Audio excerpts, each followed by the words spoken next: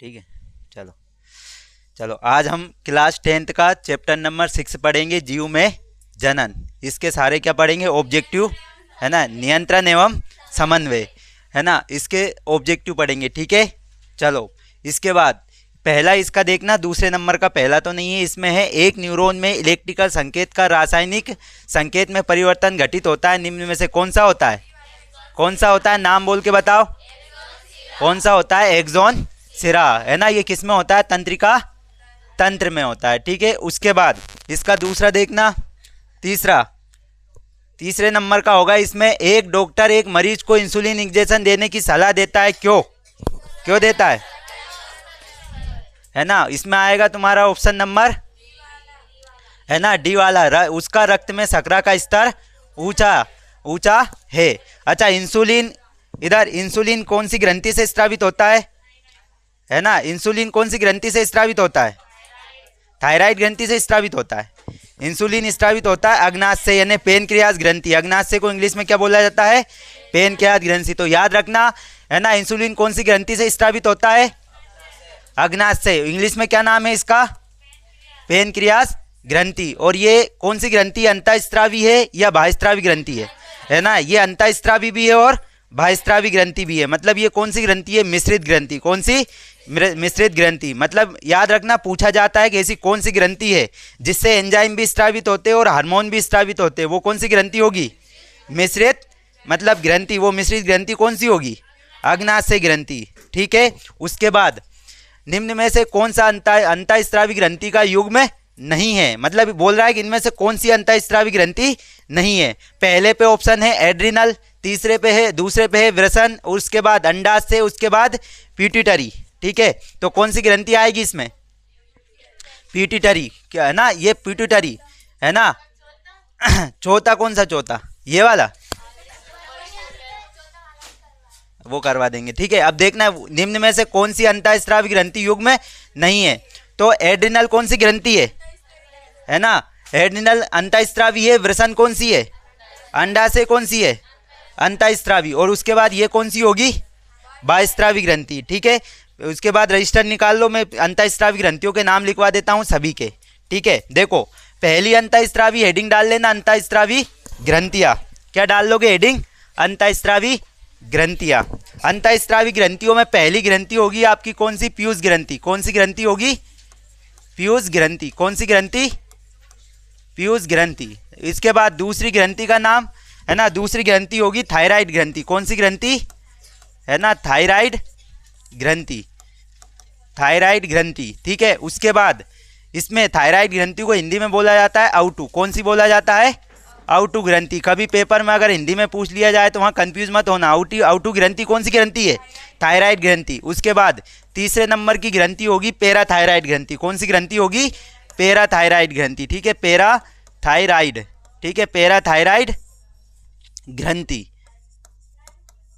Parathyroid ग्रंथि। अच्छा, इसको क्या बोला जाएगा? इसको बोला जाएगा, है ना, पैरावटु ग्रंथि। कौन सा बोला जाएगा? पैरावटु ग्रंथि। ठीक है। उसके बाद फोर्थ नंबर पर आएगी तुम्हारी कौन सी ग्रंथि आएगी? है ना, थाइमस ग्रंथि। कौन सी ग्रंथि? थाइमस। ठीक है, थाइमस ग्रंथि। ठीक है, थाइमस ग्रंथि। इधर देखना, अब लिखना मत। देखो, थाइमस ग्रंथि याद रखना, पूछा जाता है कि ऐसी कौन सी ग्रंथि है जो बुढ़ापे में विलुप्त हो जाती है, मतलब व्यक्ति की उम्र बढ़ती जाती है, जैसे ही विलुप्त होती जाती है, वो कौन सी ग्रंथि है? थाइमस ग्रंथि। अच्छा, थाइमस ग्रंथि बच्चों में ज़्यादा एक्टिव होती है। किस में ज़्यादा होती है? बच्चों में। तुमने देखा होगा, इधर बच्चे मिट्टी खा लेते हैं, कचरा खा लेते हैं, तो वो जल्दी क्या नहीं होते? बीमार नहीं होते। वो क्यों नहीं होते? थाइमस ग्रंथि के कारण। कौन सी ग्रंथि के कारण? थाइमस। जैसे ही बच्चे बड़े होते जाएंगे, उनमें कौन सी ग्रंथि विलुप्त होती जाएगी? थाइमस। अगर तुम्हारे दादा नाना नानी है, मतलब इसका मतलब उनमें कौन सी ग्रंथि नहीं है अभी? थाइमस ग्रंथि। वो जल्दी बीमार हो जाएंगे। क्या हो जाएंगे? जल्दी बीमार हो जाएंगे। याद रखना, पूछा जाएगा कि थाइमस ग्रंथि कब विकसित ज़्यादा होती है? तो बचपन में। और कब विलुप्त हो जाती है? बुढ़ापे में। ठीक है, थाइमस ग्रंथि। उसके बाद फिफ्थ नंबर पर आएगी तुम्हारी एड्रिनल। कौन सी ग्रंथि आएगी? एड्रिनल ग्रंथि। कौन सी ग्रंथि? एड्रिनल ग्रंथि। ये सभी ग्रंथियाँ कौन सी ग्रंथियाँ है? अंतःस्रावी ग्रंथि। ठीक है। एड्रिनल के बाद 6 नंबर पर आएगी तुम्हारी कौन सी ग्रंथि? पेनक्रियास ग्रंथि। कौन सी ग्रंथि? अच्छा, पेनक्रियास ग्रंथि को कौन सी ग्रंथि बोला जाता है? है ना, अग्नाशय। इसका हिंदी भी लिख लेना कोष्टक में, उसको कौन सी ग्रंथि बोला जाएगा, अग्नाशय ग्रंथि। कौन सी ग्रंथि, अग्नाशय ग्रंथि। ये छह ग्रंथि लिख लो टोटल सभी, ठीक है। हाँ, पीयूष ग्रंथि, रुको 2 मिनट में रुको। पांचवें निम्न से कौन अंतःस्रावी ग्रंथि है, एड्रिनल नहीं है। चलो सॉरी, इसमें से एक काम कर लेना, ये हटा देना, गलती से हो गया, ठीक है। पहली हटा देना, ठीक है, पहली हटा देते अपन, ठीक है। ये मस्तिष्क में होती है।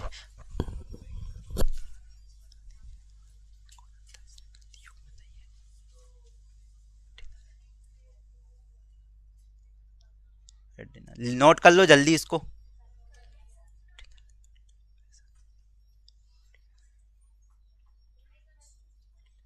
ठीक है, इधर मैं एक बार और बोल के बता रहा हूं, इधर देखना। पहली होगी थायराइड ग्रंथि, ठीक है। उसके बाद दूसरी होगी पैराथायराइड ग्रंथि। उसके बाद तीसरी, उसके बाद कौन सी है, थाइमस ग्रंथि। उसके बाद पेनक्रियास ग्रंथि, ठीक है। चलो उसके बाद जो क्वेश्चन छूट गया था उस क्वेश्चन पे आते हैं, ठीक है। इधर देखना कौन सा छूट गया था, चौथा। उसके बाद है मनुष्य में, है ना, पोरस बनाने वाला हार्मोन कौन सा हार्मोन है, टेस्टोस्टेरोन हार्मोन। कौन सा हार्मोन है, टेस्टोस्टेरोन। तो यहाँ पे कौन सा लगाएंगे, ये वाला। अच्छा, उसके बाद इंसुलिन वाला, इंसुलिन तो सर किससे स्रावित होता है, अग्नाशय। सर एस्ट्रोजन कौन सा है, सर महिला वाला हार्मोन है। वृद्धि हार्मोन किससे स्रावित होता है, पीयूष ग्रंथि से। किससे स्रावित होता है, पीयूष ग्रंथि से। अच्छा, इसमें और जो 3-4 है ना वो लिख लो। इसमें जनन, क्या लिख लोगे, जनन ग्रंथि। क्या लिख लोगे, जनन ग्रंथि। नीचे हेडिंग डाल के लिख लेना जनन ग्रंथि। इसी में लिख लेना कौन सी ग्रंथि, जनन ग्रंथि। जनन ग्रंथि में पहली जनन ग्रंथि कौन सी आएगी, है ना, पहली आएगी सर अंडाशय। कौन सी आएगी, है ना, अंडाशय। पहली हो गई अंडाशय, और दूसरी कौन सी हो जाएगी, वृषण। कौन सी हो जाएगी, वृषण। उसके बाद तीसरी नंबर पे तो सर यहीं लिखा है, इसमें ही लिखा होगा, कौन सी होगी, एस्ट्रोजन। कौन सी होगी, एस्ट्रोजन, है ना, एस्ट्रोजन। उसके बाद इधर देखना, एस्ट्रोजन के बाद एक कौन सी होती है, उसके बाद फोर्थ नंबर पर लिखना। हाँ, क्यों, जनन ग्रंथियां है, लेकिन ये हार्मोन ही तो स्रावित होते हैं। जनन, ये जनन में आती है, मतलब जैसे मान लो जनन का मतलब होता है जैसे डिलीवरी के टाइम ये जनन ग्रंथियां है ना। ये किसके अंदर आती है, सबसे हार्मोन ही स्रावित होते हैं। क्या स्रावित होता है, तो वो हार्मोन ही तो है, मैं यही तो बोल रहा हूँ। ये क्या है, हार्मोन। अच्छा, हार्मोन ही है, ये नाम तो हार्मोन के है, लेकिन जनन ग्रंथियों से स्रावित होते हैं। किससे स्रावित होते हैं, जनन से। इसी तो लिखा जनन ग्रंथियां। स्रावित होने वाले अंडाशय है, वृषण है और एस्ट्रोजन है। कौन सा है, एस्ट्रोजन, ठीक है। उसके बाद फोर्थ पे लिख लो, फोर्थ पे लिख लो टेस्टो। क्या लिखोगे, टेस्टोस्टेरोन। क्या लिखोगे, टेस्टोस्टेरोन।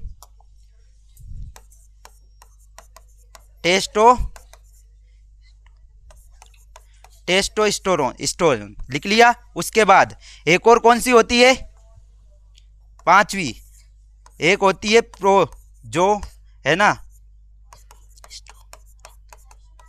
प्रोजेस्टेरोन, ठीक है। उसके बाद एक होता है रिलैक्सिन। एक कौन सी होता है हार्मोन, रिलैक्सिन। ये इंपॉर्टेंट है, याद रखना, कौन सा हार्मोन, रिलैक्सिन। ये हार्मोन रिलैक्सिन पूछा जाता है। कौन सा जनन हार्मोन है, ये सारे कौन से हार्मोन है, जनन है। अंडाशय, वृषण, इनसे हार्मोन स्रावित होते हैं, एस्ट्रोजन, उसके बाद टेस्टोस्टेरोन, प्रोजेस्टेरोन और उसके बाद रिलैक्सिन, ठीक है।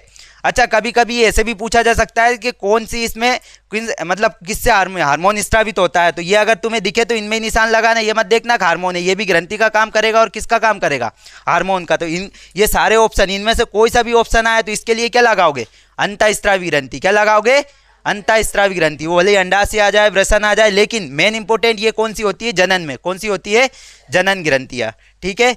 चलो उसके बाद ये पता है ये किसकी ग्रंथि होगी, अंडाशय। ये आएगी किस में आएगी, है ना, जनन में, यानी ये आएगी महिलाओं के लिए।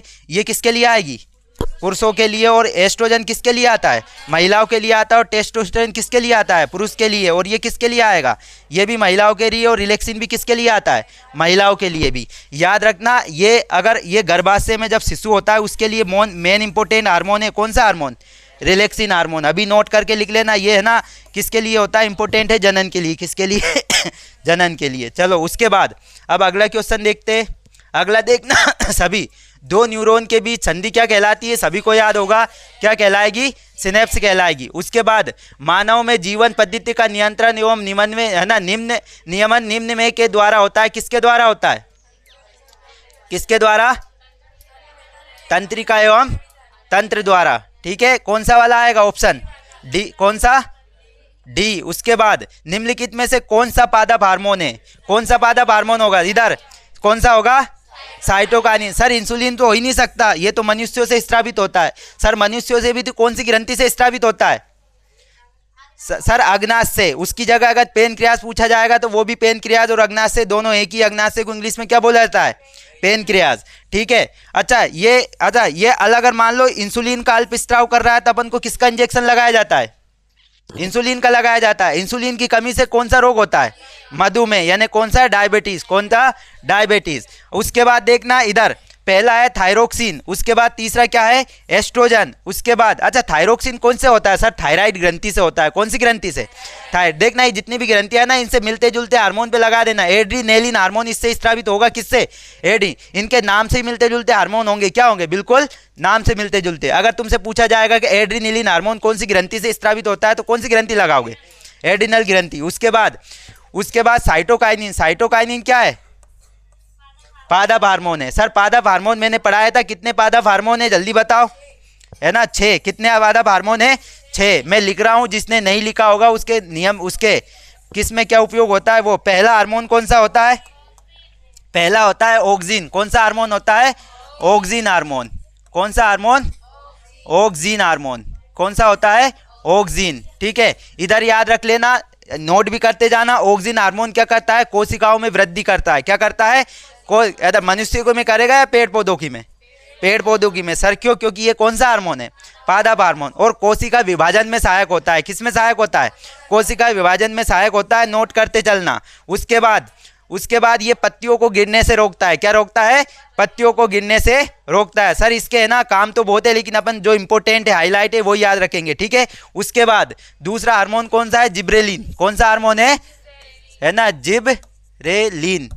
अच्छा जिब्रेलिन हार्मोन क्या करता है, सर ये कोशिकाओं में वृद्धि करता है। ये किस में करेगा, जो पौधों की टहनियां होती है, शाखाएं होती है, वो उसके वृद्धि में सहायक होता है। ठीक है, अच्छा एक पूछा जाता है कि वृद्धि में सहायक कौन सा हार्मोन है, तब तक तुमसे ये नहीं पूछा जाए कि टहनियां या तनों में, तब तक जिब्रेलिन नहीं लगाओगे। अगर पूछा जाए कि पेड़ पौधों की वृद्धि हार्मोन कौन सा है, तो हमेशा कौन सा हार्मोन लगाओगे, ऑक्सिन। और अगर तुमसे पूछ लिया जाए कि उसकी तनाव में, टहनियों में वृद्धि के लिए कौन जिम्मेदार है, तो क्या लगाओगे, जिब्रेलिन। समझ आ गया ना, दोनों वृद्धि हार्मोन है, क्या है दोनों। अगर तुमसे खाली पूछा जाए कि पौधों में वृद्धि में सहायक हार्मोन कौन सा है, ऑक्सिन। अगर पूछा जाए कि उसके टहनियों, शाखाओं, इनमें वृद्धि कौन करता है, जिब्रेलिन। अच्छा तीसरे नंबर का कौन सा हार्मोन है, साइटोकाइनिन, जो अपने ऑप्शन में है, कौन सा है, साइटोकाइनिन। ठीक है, साइटोकाइनिन, साइटोकाइनिन का लिख लेना। सर साइटोकाइनिन क्या करता है, इधर देखना, है ना, साइटोकाइनिन है ना, इसका भी है, लेकिन इंपॉर्टेंट जो हाईलाइट है पूछा जाता है, ये अंकुरन में हेल्प करता है। किस में हेल्प करता है, अंकुरन। अंकुरन का मतलब तुमने देखा होगा, जैसे ही सोयाबीन बोई तो मिट्टी से बाहर नहीं निकलती, तो ये इस मिट्टी से बाहर निकलने में क्या करता है, हेल्प करता है। काम तो इसके बहुत सारे, लेकिन अपन को यही याद रखना है। ठीक है ना, कौन सा है, साइटोकाइनिन। उसके बाद किसके लिए उपयोग, किसके लिए जिम्मेदार है ये, अंकुरन के लिए। किसके लिए जिम्मेदार है, अंकुरन के लिए। अब उसके बाद चौथे नंबर का कौन सा होगा, फोर्थ नंबर का, है ना, फोर्थ नंबर का कौन सा होगा, है ना, है ना, कौन सा होगा, F6 कौन सा होगा, हार्मोन। आगे हार्मोन लगा लेना सब तुम। ठीक है, अच्छा ये किसके लिए जिम्मेदार होता है, ये होता है वाष्पोत्सर्जन। पेड़ पौधों में होता है वाष्पोत्सर्जन, बड़ा होगा। ये किसके लिए जिम्मेदार है, वाष्पोत्सर्जन के लिए। ठीक है, उसके बाद पांचवें नंबर पर होगा तुम्हारा एथिलीन। कौन सा होगा, एथिलीन। एथिलीन हार्मोन किसके लिए जिम्मेदार होता है ना, फलों को पकाने के लिए। किसके लिए, फलों को पकाने के लिए होता है। उसके बाद है ना, सर जिम्मेदार तो बहुत काम के लिए यूज होता है, लेकिन अपन हाईलाइट वाले ही पढ़ेंगे। अगर तुम इसके है ना, इसके हार्मोन के वो अगर यूजेस पढ़ने लगे तो सभी तुम्हें सेम लगेंगे, लगे ना। जो सबसे अलग है हाईलाइट वही वाला पढ़ेंगे। उसके बाद लास्ट में कौन सा है, लास्ट में कौन सा है ना, फ्लोरी जीन्स। कौन सा है, फ्लोरी जीन्स। ये शायद मैंने तुम्हें लिखवाया नहीं होगा। फ्लोरी जीन्स होता है फूलों को खिलाने वाला। फूल खिलते हैं ना, वो कौन से हार्मोन के कारण खिलते हैं, फ्लोरो है ना, फ्लोरी जीन्स। तो कितने हार्मोन हो गए टोटल अपने पास हो गए 6। ऑक्सिन हो गया, जिब्रेलिन हो गया, साइटोकाइनिन हो गया, F6 हो गया, उसके बाद एथिलीन हो गया, उसके बाद क्या होगा, फ्लोरी जीन्स। अगर तुम देख रहे हो कि सर यहाँ ब वाला आधा आएगा तो कोई दिक्कत नहीं, पूरा भी लिख सकते हो, ठीक है। सेम है, कोई गलत नहीं होगा। कर लिया नोट सभी ने। उसके बाद आगे बढ़े, है ना। चलो इधर मुझे अर्पित बताएगा। अर्पित, ऑक्सिन हार्मोन किसके लिए जिम्मेदार होता है? चलो तोशिबा,